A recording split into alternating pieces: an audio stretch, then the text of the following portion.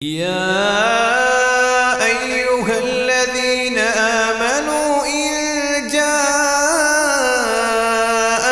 فاسق بنبأ فتبينوا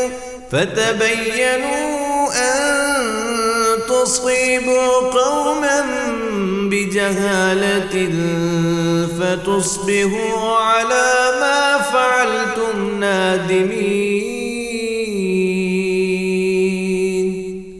حافظ کی یہ بات بالکل درست ہے کہ پھر لستلزم تکفیر جمیع الطوائف، اور اسی سے ملتی جلتی بات انہوں نے اللہ اکبر کبیرہ ہدی الساری میں کی ہے، مقدمہ فتح الباری میں صفحہ 385 میں، لیکن ساتھ یہ بھی کہا ہے کہ تکفیر ہو، لیکن وہ تکفیر تمام ائمہ کے ہاں متفق علیہ ہو، بعض کے کہنے پر نہیں، بعض کے کہنے پر وہ نہیں، بلکہ تمام ائمہ کے تکفیر، تمام ائمہ کے اصول کے مطابق وہ کافر متفق علیہ ہو، پھر وہ کافر ہیں۔ جس طرح غلام احمد قادیانی کی تکفیر آپ نے کی ہے، جس طرح پرویز کی تکفیر آپ نے کی ہے، یہ امت کے مابین متفق علیہ، اس میں اختلاف نہیں، ورنہ تکفیر تو شبلی نعمانی کی بھی کی گئی تھی، سر سید کی بھی تکفیر ہوئی ہے، تکفیر تو فردن بہت سارے افراد کی ہوئی ہے جی۔ احمد رضا نے تو سب کچھ ہی کہہ دیا نا، جو کچھ کہہ دیا، وہ تمام مسلم لیگ کو ہی کافر کہتے ہیں۔ تو خیر، کہنے کا مقصد یہ تھا کہ حافظ رحمۃ اللہ علیہ نے کہا ہے کہ کافر ہو، لیکن وہ متفق علیہ کافر ہو تمام ائمہ کے ہاں۔ یہ تفصیل یعنی زیادہ کی ہے انہوں نے کس میں؟ ہدی الساری کے صفحہ 385 میں۔ اللہ اکبر، اللہ فی اللہ۔ فالمعتمد، یہاں فرماتے ہیں ان الذی ترد روایتہ من انکر امرا متواترا من الشرع معلوم من الدین بالضرورہ۔ قابل اعتماد بات یہ ہے کہ جس بدعتی کی روایت رد کی جائے گی وہ ہے جس نے انکار کیا امر متواتر کا، من الشرع معلوما من الدین بالضرورہ، جو شریعت میں ایک معلوم حقیقت ہو اور اس کو ماننا ضروری ہو، اس کے بغیر ایمان لانا جو ہے وہ اس کے ایمان کا اعتبار نہ ہو۔ یہ چیز یہاں ذکر کی ہے۔ اللہ اکبر کبیرہ۔ اور یہ بھی متواتراً سے مراد یہ ہے، جس طرح کہ علی قاری رحمۃ اللہ علیہ نے کیا ہے، کہ اس کا یہ کفر جو ہے وہ کسی تعویل پر مبنی نہ ہو اور جہالت پر مبنی نہ ہو، اس کا یہ کفر جہالت پر مبنی نہ ہو اور کسی تعویل پر مبنی نہ ہو۔ اگر تعویل پر مبنی ہوگا یا جہل پر مبنی ہوگا تو وہ عذر اس کو کفر سے بچا لے گا، اور اللہ کے ہاں بھی وہ شاید بچ جائے، اللہ کے ہاں بھی وہ شاید بچ جائے۔ اللہ اکبر کبیرہ۔ ورنہ آپ وہ دیکھیں نا، مشہور روایت ہے، غالباً بخاری شریف کی ہے، وہ جس نے کہا تھا کہ مجھے جلا دو، میری راکھ بہا دو، پانی میں ہوا میں اڑا دو، میرے تو عمل میں نامہ اعمال میں کوئی نیکی نہیں ہے، مجھے ڈر لگتا ہے کہ اللہ تعالیٰ مجھے اگر اٹھائے گا تو سخت سزا دے گا۔ اب اگر اللہ مجھے اٹھائے گا، یہ تو اللہ قیامت اللہ کی تقدیر کے منافی ہے نا، قادر مطلق ہونے کے منافی ہے، لیکن اللہ کو وہ ضرور مانتا ہے، اللہ کو مانتا تو اللہ نے اس کو معاف کیا تھا یا نہیں؟ یہ جو اس نے کہا، یہ اس نے اپنی جہالت کی وجہ سے کہا۔ سب علماء نے کہا کہ یہ اپنی تو اللہ کے ہاں یہ جہالت عذر ہے، ہمارے ہاں بھی وہ عذر ہونا چاہیے۔ یہ نہیں کہ یہ چلتے پھرتے گلی بازاروں میں جتنے ہیں بیتی یہ سارے کافر، ان کا کیا قصور ہے بیچاروں کا؟ بات سمجھ گیا یا نہیں؟ عوام الناس کو آپ کافر نہ کہیں، اگر اس میں مجرم ہے تو علماء ہیں جو گمراہ کرنے والے، جو گمراہ گر ہیں۔ البتہ یہ ضرور ہے، اللہ ذوالجلال پوچھ لے، اللہ میں ہر چیز پہ قادر ہے، لا یسأل عما یفعل وهم یسألون، کہ تم نے خود اللہ سبحانہ و تعالیٰ کی عظمت کو پہچاننے کی کوشش کیوں نہیں کی؟ اور اسی لیے یہ بحث چل نکلتی ہے کہ مقلد کا ایمان معتبر ہے یا نہیں ہے، یہ پھر یہ کلامی مسئلہ چل نکلتا ہے لوگ، بات سمجھے یا نہیں؟ اس سے یہ مسئلہ کلامی نکلتا ہے پھر آگے کہ مقلد کا ایمان قابل اعتبار ہے یا نہیں۔ بعض تو کہتے ہیں کہ اعتبار ہے، اور بعض یہ کہتے ہیں کہ اس کے ایمان کا اجمالی ایمان کا اعتبار تو ہے، تفصیلی کا نہیں۔ تو خیر یہ اپنی جگہ باز فرماتے ہیں وَقَضَىٰ مَنِ اعْتَقَدَ أَقْصَهُ، اور اسی طرح جو اعتقاد کرتا ہے اس کے برعکس، یعنی وہ اعتقاد ایسے امر کا، ایسی بات کا اعتقاد رکھتا ہے جو اسلام کے منافی، جو دین کے منافی، جس طرح قبلہ کا انکار کرتا ہے، 5 نمازوں کا انکار کرتا ہے، تو یہ دین کی بنیاد ہے نا ان چیزوں پر۔ بلکہ میں نے ایک مجلس میں شاید کہا تھا آپ کے یہاں، آج اس سے اگلی بات بھی سن لیں، کہ اگر کوئی یہ پڑھتا ہے لا الہ الا ہو، اس کا ایمان نہیں ہے، کہا تھا نا۔ اسی طرح اگر وہ لا الہ الا اللہ محمد رسول اللہ نہیں پڑھتا اور محمد کو یہ نہیں مانتا کہ محمد وہ ہیں جو مکے میں تھے اور مدینہ طیبہ میں تھے، وہ بھی مسلمان نہیں۔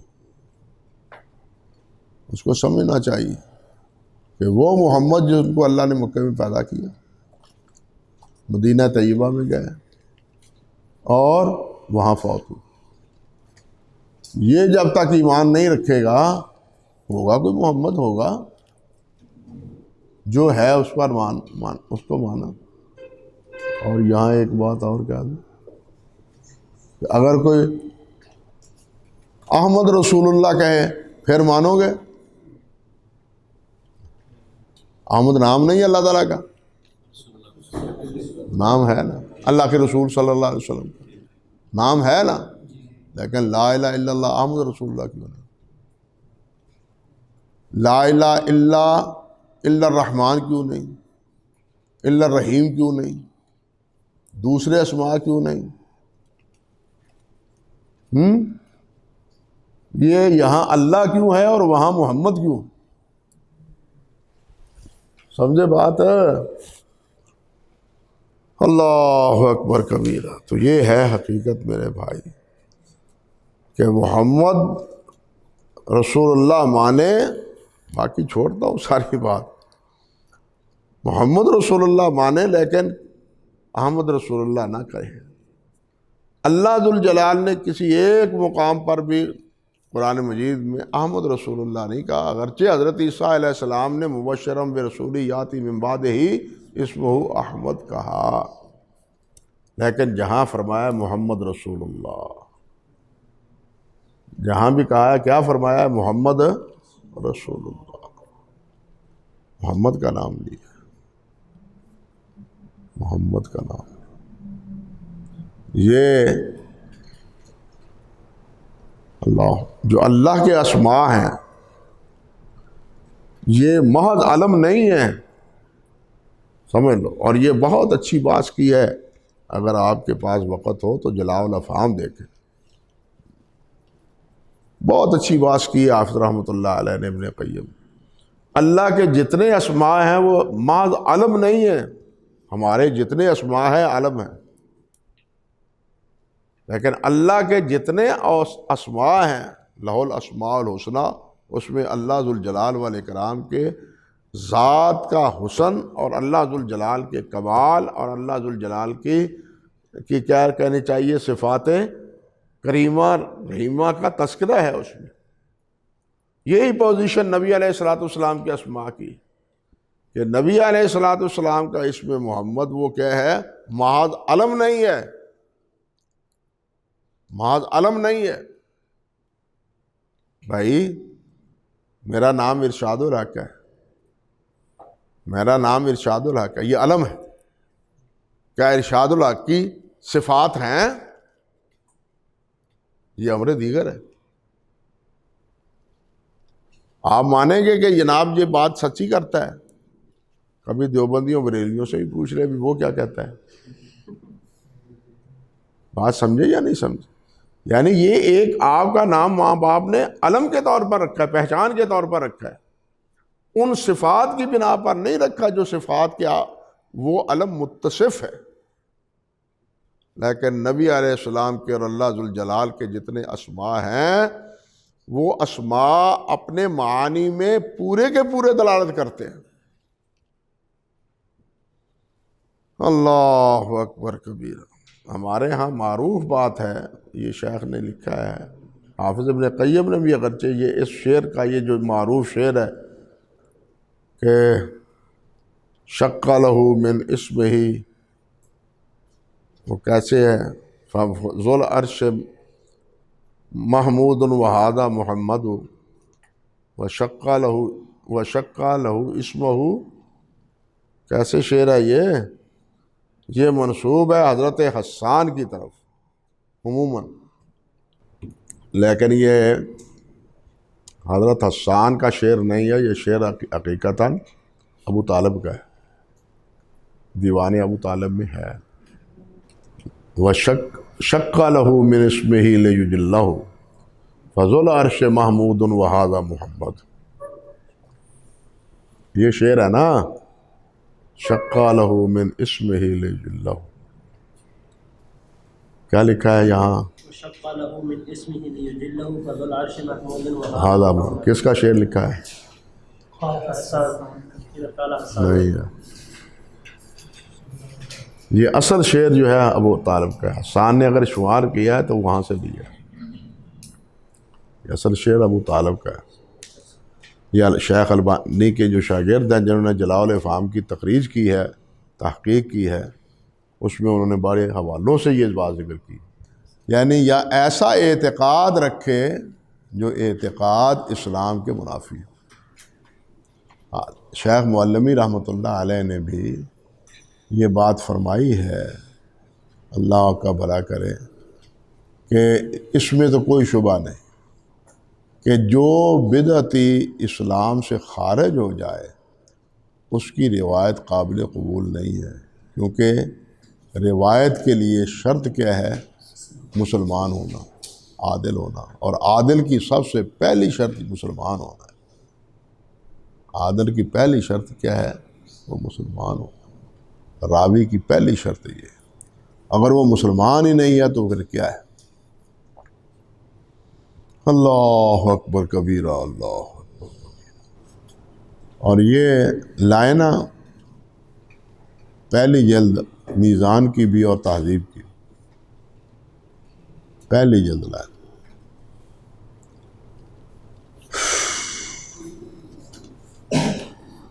یہ اصول حدیث کے جتنے مباحث ہیں ان میں سے ایک مشکل ترین مسئلہ ہے، ایک مشکل ترین بحث ہے یہ بدعتی کی روایت، اور بڑا مختلف اقوال ہیں جس طرح کہ حافظ نے ذکر کیا۔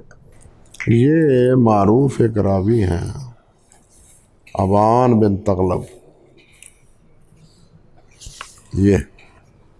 یہ صحیح مسلم کے سنن اربعہ کے راوی،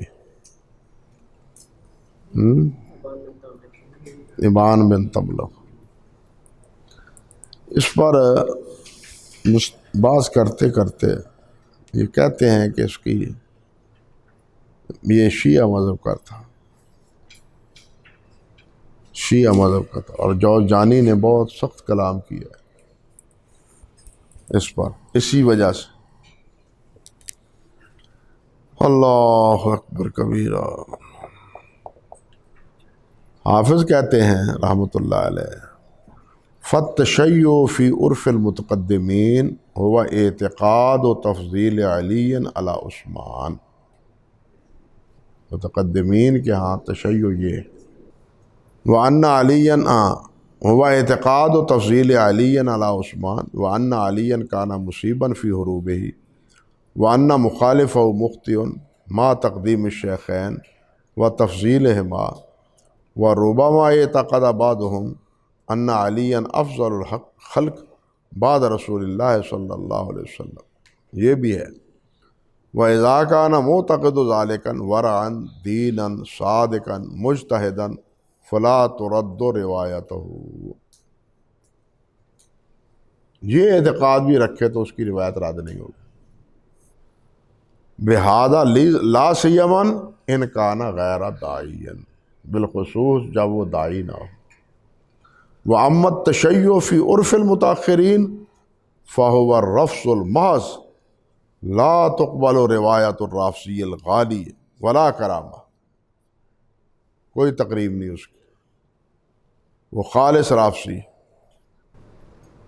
ازدی دیکھیں نا، کہتے ہیں کان غالیا فی التشیع وما اعلم بہ فی الحدیث باسا، لیکن حدیث میں کوئی حرج نہیں۔ یہی بات تقریباً کس نے کہی ہے؟ امام ابن عدی نے کہی، اور توثیق بھی ان کی ہے۔ اسی طرح اسی قسم کے جذبات یا کلام جو ہے، یہ